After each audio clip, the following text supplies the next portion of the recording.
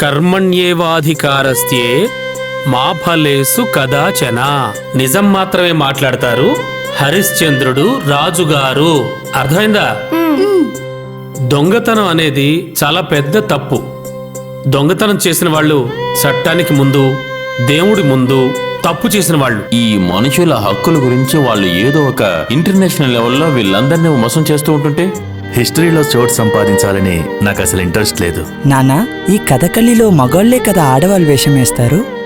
అవును బాబు, మంచి అందమైన మగవాళ్ళు అందంగా వేషం వేసుకుని ఆడవాళ్లులా వస్తారు. హెడ్ మాస్టర్ గారు చనిపోవడం నేను అసలు మర్చిపోలేకపోతున్నాను. న్యాయంగా ఉండేవాడికి ఆఖరిగా జరిగేది మంచి మాత్రమే.